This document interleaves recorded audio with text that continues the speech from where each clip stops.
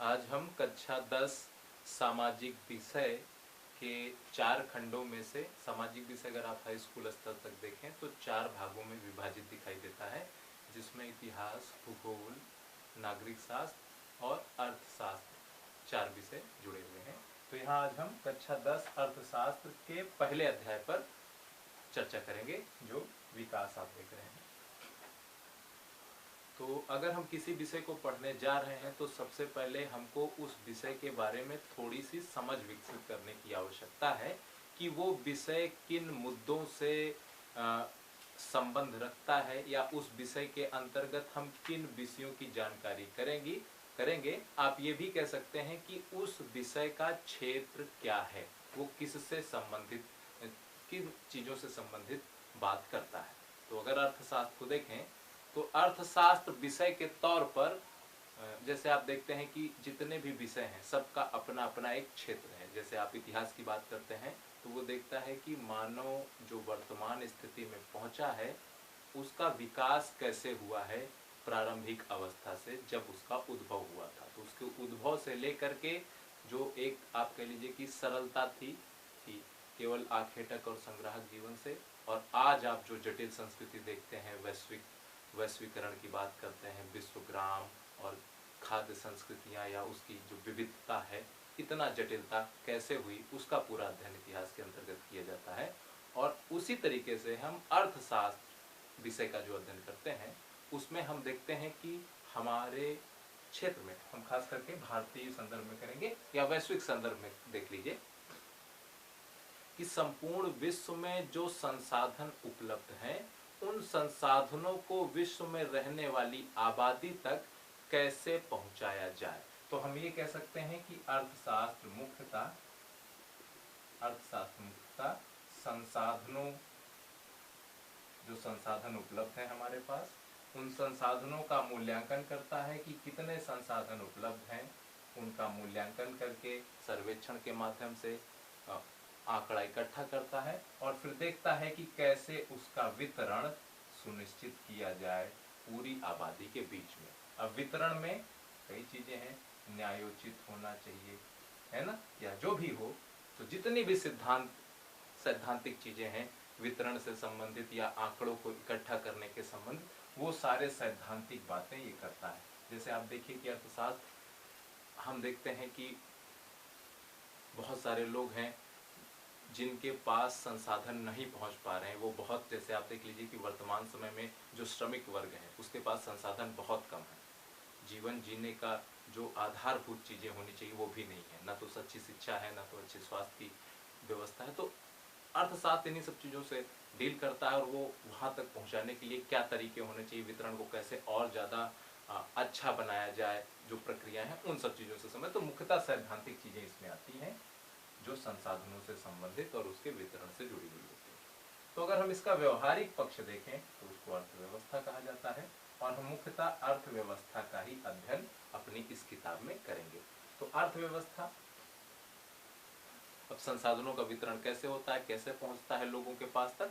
तो आज हम देखते हैं कि पहले जो प्रणाली प्रचलित थी उसमें आप देखते थे वस्तु विनिमय होता था। लोगों के पास जो संसाधन होते थे या किसी राज्य के पास जो संसाधन होते थे, अगर संस्थाएं राज्य जैसी मौजूद नहीं हो, पुराने समय में आप देखेंगे, अतीत में इतिहास का विषय है, तो उसमें आप देखें कि एक वस्तु के बदले दूसरी वस्तु प्राप्त की जा सकती थी, संसाधनों की पहुंच उन तक होती थी। संसाधन क्या है अगर आप ये समझिए तो ऐसी सभी चीजें जो हमारी आवश्यकताओं की पूर्ति करती हैं वो सब संसाधन है।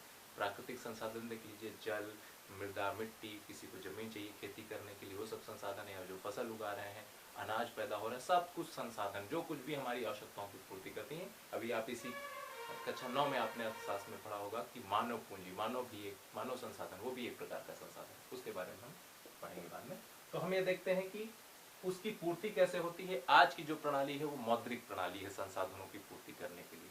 आज हम मुद्रा का प्रयोग करते हैं, तो जहां जहां भी मुद्रा का प्रयोग होता है वो सारी चीजें आर्थिक गतिविधियों के अंतर्गत आती हैं। तो अर्थव्यवस्था का जो विषय है वो है आर्थिक गतिविधियों से, आर्थिक गतिविधियां जहां जहां पर होती हैं उनका अध्ययन अर्थव्यवस्था के अंतर्गत आता है। तो आर्थिक गतिविधियां क्या है, जहां भी मुद्रा का प्रयोग, जहां भी पैसे का प्रयोग हो रहा है।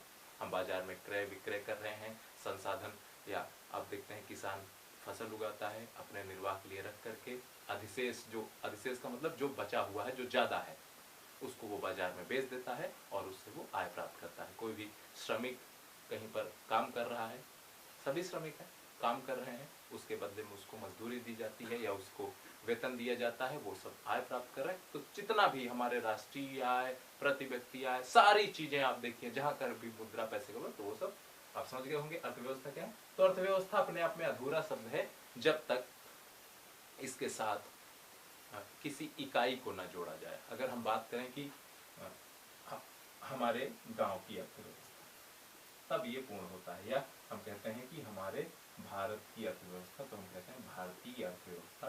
तो ये तभी पूरा होता है जब इसके साथ किसी राजनीतिक इकाई या किसी चाहे आप वित्तीय इकाई, अगर हम किसी फैक्ट्री की अर्थव्यवस्था देखना चाहते हैं तो आपको उसके साथ उसका, जैसे रिलायंस की जो अर्थव्यवस्था है ना, रिलायंस कंपनी की है ना, तो आप इसके आगे जोड़ करके किसी कोई भी वित्तीय इकाई हो चाहे राजनीतिक इकाई, आप समझ सकते हैं। तो हम अर्थव्यवस्था का अध्ययन क्यों करते हैं? तो हम ये देख रहे हैं कि क्रय विक्रय जो चीजें हो रही हैं या जो भी गतिविधियां आर्थिक की जा रही हैं, उसका उद्देश्य क्या है?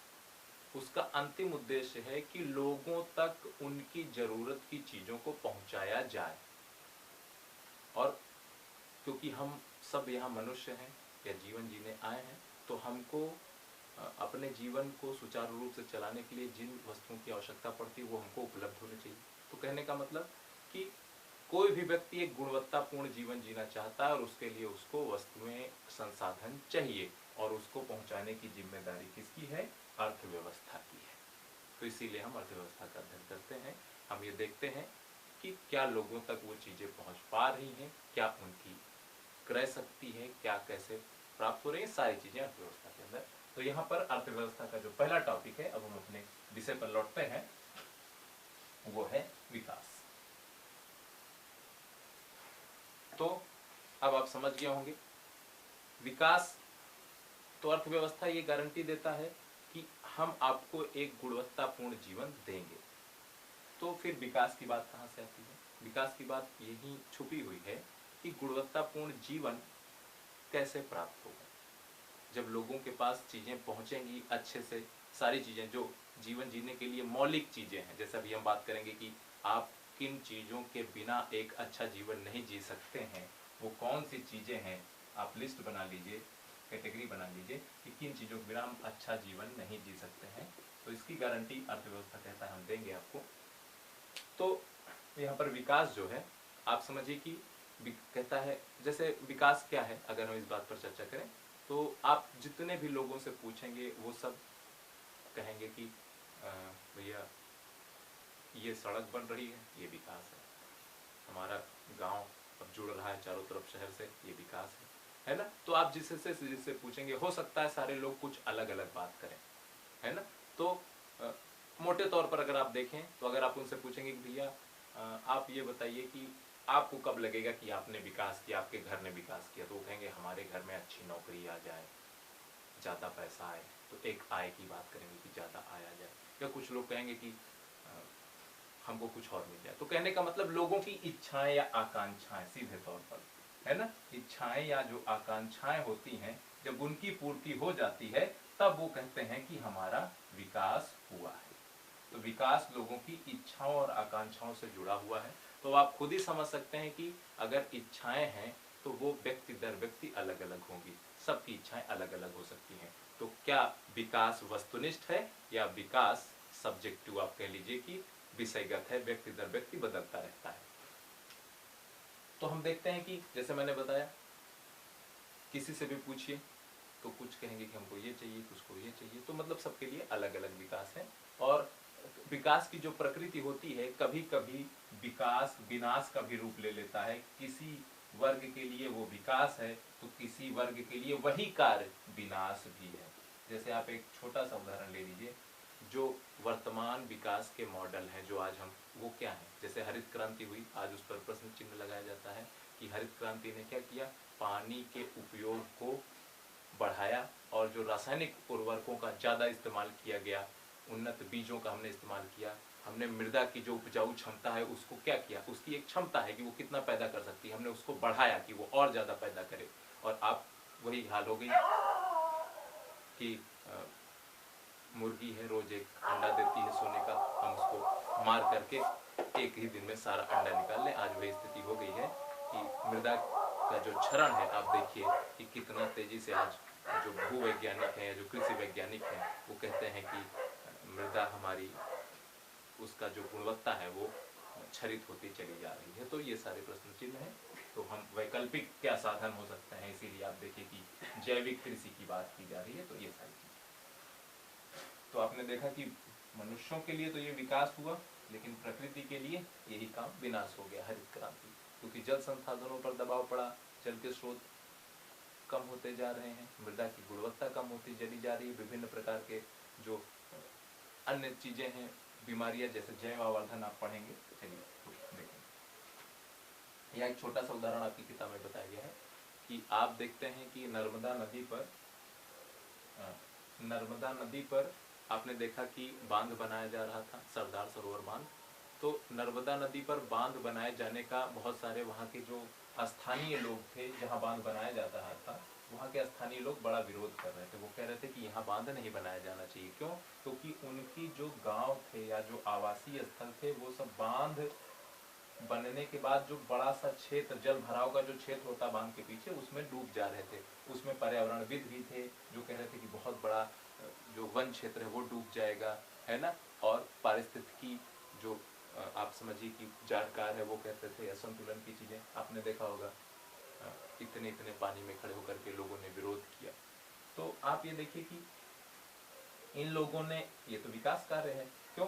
क्योंकि बांध बनेगा, यहाँ से जल विद्युत संयंत्र स्थापित किए जाएंगे, इसके पास के जो शहर हैं जहाँ पे बिजली की आपूर्ति 16 या 14 घंटे हो रही है, 18 घंटे हो रही है, वहाँ 24 घंटे बिजली पहुँचेगी। जो फैक्ट्रियाँ यहाँ पर हैं, फैक्ट्रियों को न्यूनतम दरों पर बिजली मिलेगी, उनका उत्पादन अभी जो 18 घंटे हो रहा है 24 घंटे होगा, उत्पादन बढ़ेगा, उनकी आय बढ़ेगी। तो इनके लिए तो अच्छी बात है, आय बढ़ रही है, 24 घंटे अच्छी सेवाएं मिल रही है, विद्युत मिल रहा है, तो इनके लिए तो लाभ की स्थिति है। लेकिन यही कार्य इन लोगों के लिए क्या है? हालांकि सरकार कहती है कि हम पुनर्वास की व्यवस्था करेंगे, लेकिन लोग उस पर भी प्रश्न चिन्ह लगाते हैं कि कैसी व्यवस्था?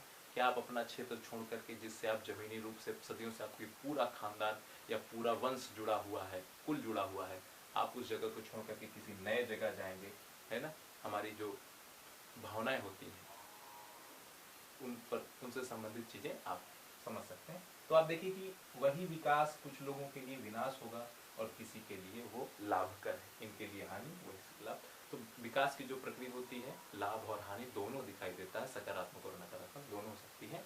और जैसे मैंने कहा कि कोई जरूरी नहीं है कि जिसको हम समझते हैं विकास है या जो सरकार समझती है विकास है वही विकास है।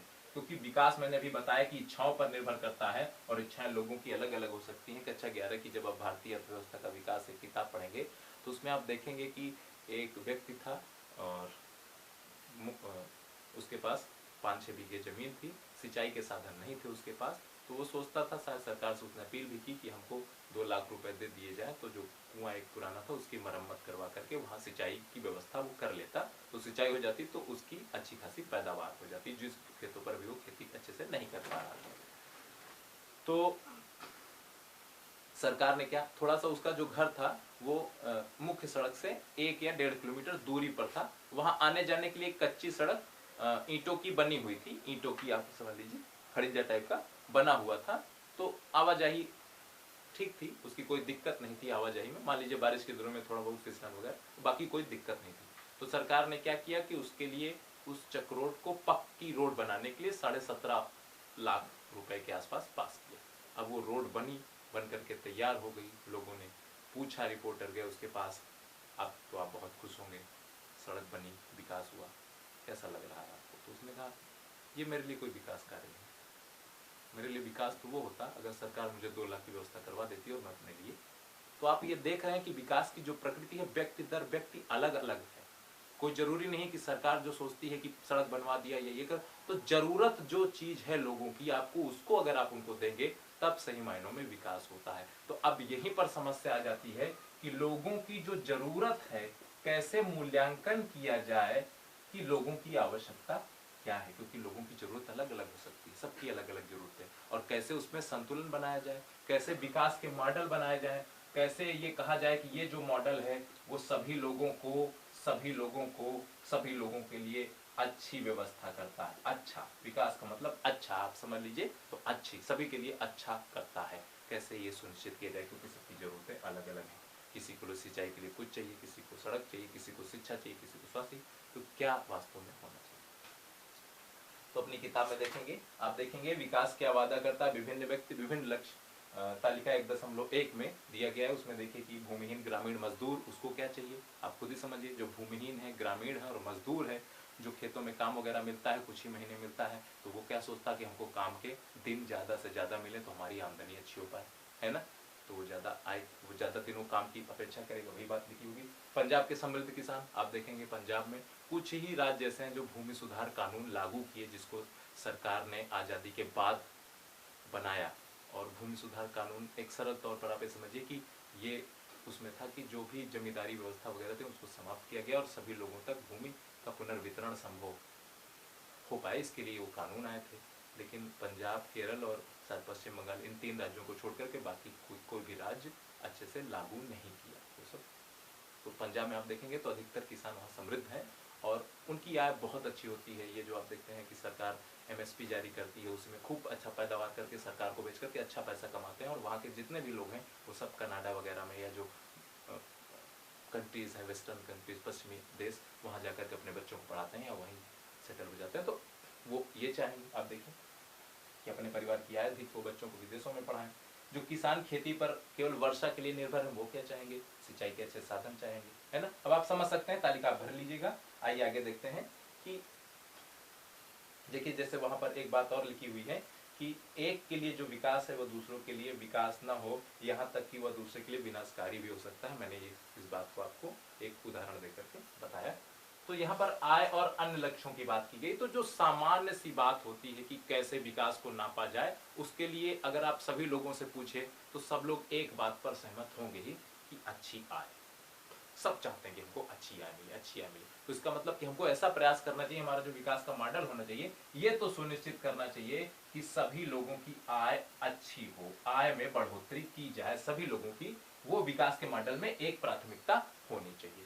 तो क्या मात्र आय ही वो प्राथमिकता है कि आय बढ़ा दीजिए विकास हो गया। यहाँ पर एक कॉन्सेप्ट आता है, आप देखते होंगे, प्रतिवर्ष जारी किया जाता है आंकड़ा। उसमें कहा जाता है कि हमारा देश 6% या 7% वार्षिक वृद्धि दर से बढ़ रहा है, ग्रोथ कर रहा है। वहां पर ग्रोथ शब्द का प्रयोग किया जाता है, वहां वृद्धि शब्द का प्रयोग किया जाता है। और वृद्धि और विकास में दोनों की, ये डेवलपमेंट है और ये ग्रोथ